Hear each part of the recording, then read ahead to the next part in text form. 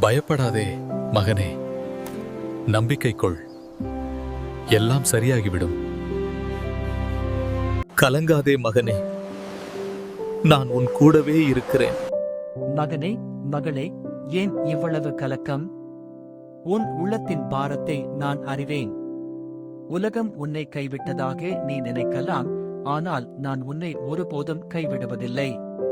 இதோ பார், ஆகாயத்து பட்சிகளை கவனித்துப் பார். அவை விதைப்பதுமில்லை, அறுப்பதுமில்லை.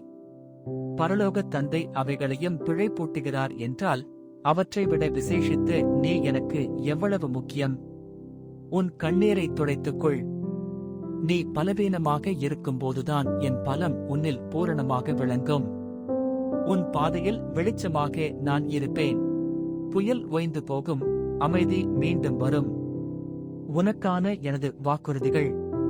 சமாதானத்தை உங்களுக்கு வைத்துப் போகிறேன், என்னுடைய சமாதானத்தையே உங்களுக்கு கொடுக்கிறேன். உலகம் கொடுக்கிற பிரகாரமாக நான் உங்களுக்கு கொடுக்கிறதில்லை. உங்கள் இருதயம் கலங்காமலும் பயப்படாமலும் இருப்பதாக. வருத்தப்பட்டு பாரஞ்சுமக்கிறவர்களே, நீங்கள் எல்லாரும் என்னிடத்தில் வாருங்கள், நான் உங்களுக்கு இளைப்பாறுதல் தருவேன்.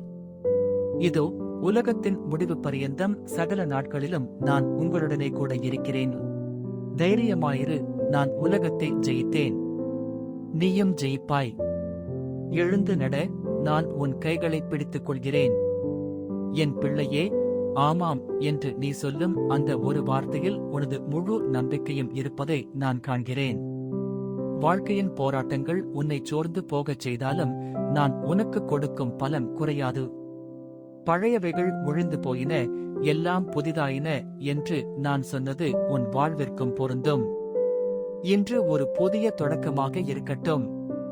பயம் வேண்டாம். உனக்கு முன்னால் இருக்கும் மலைகளைக் கண்டு அஞ்சாதே.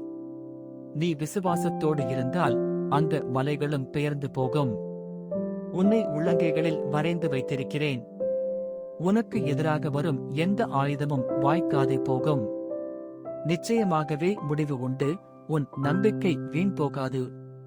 இப்போது உன் பாரத்தை என்னிடம் கொடுத்துவிட்டு நிம்மதியாக இரு. நான் உன்னை பார்த்துக் கொள்கிறேன். எதற்கும் கலங்காதே, எதற்கும் அஞ்சாதே.